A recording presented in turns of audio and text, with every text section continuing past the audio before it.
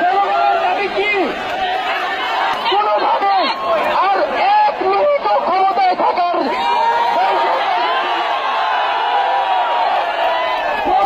বলেছেন গণভবনের দরজা খোলা আছে।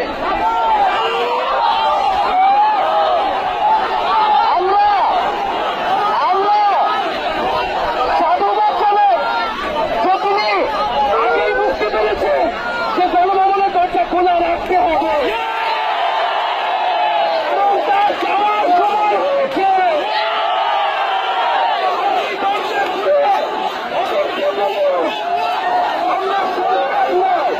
আমরা আপনাকে উৎখাত করার জন্য আসবো। বন্ধুগণ, মাইক্রোফোনে করে উঠেন না কেন?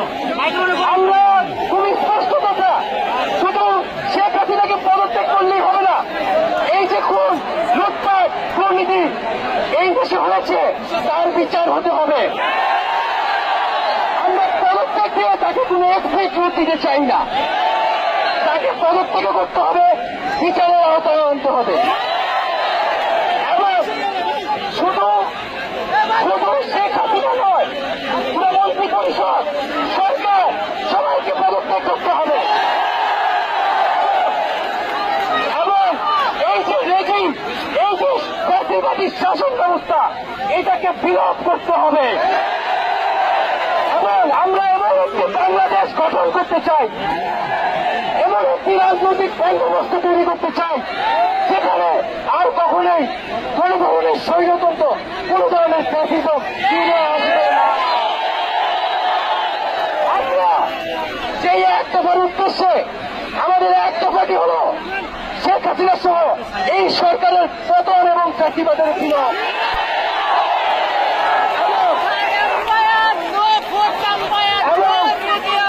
শেখ হাসিনা এবং এই সরকারের লুটপাট, গণহত্যা সহ দুর্নীতি সহ সকল কিছুর বিচার নিশ্চিত করা এবং আগের সকল হত্যা, খুন, নিপীড়নেরও বিচার করা হবে। সকল রাজবন্দীদের মুক্তি নিশ্চিত করতে হবে। আমরা প্রয়োজনে জেল মুক্ত করে আমার ভাইদেরকে নিয়ে আসবো।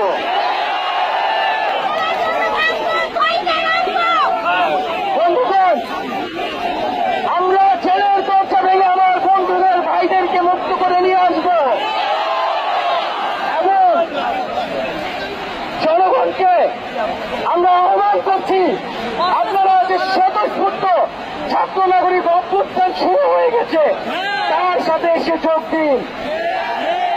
পাড়ায় পাড়ায়, মহল্লায় মহল্লায় সংগঠিত হন এবং আমরা খুব দ্রুতই বৈষম্যবিরোধী ছাত্র আন্দোলন থেকে ছাত্র নাগরিক অভ্যুত্থানের জন্য সর্বস্তরের নাগরিক, ছাত্র সংগঠন এবং সকল পেশাজীবী মানুষের সাথে মিলে সম্মিলিত মোর্চা ঘোষণা করব। সকলের সাথে আলোচনার মাধ্যমে ভবিষ্যৎ বাংলাদেশের জাতীয় রূপরেখা আমরা খুব শীঘ্রই আপনাদের সামনে হাজির। তার আগ পর্যন্ত আমরা জনগণকে সর্বাত্মক অসহযোগ আন্দোলনে নামার আহ্বান জানাই। আগামীকাল থেকে সর্বাত্মক অসহযোগ আন্দোলন চলবে।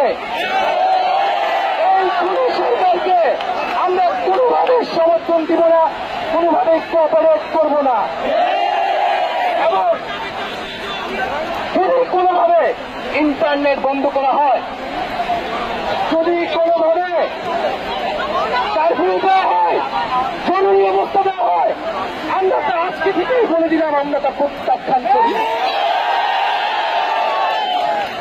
আমরা প্রয়োজনে গণভবন ঘেরাও করে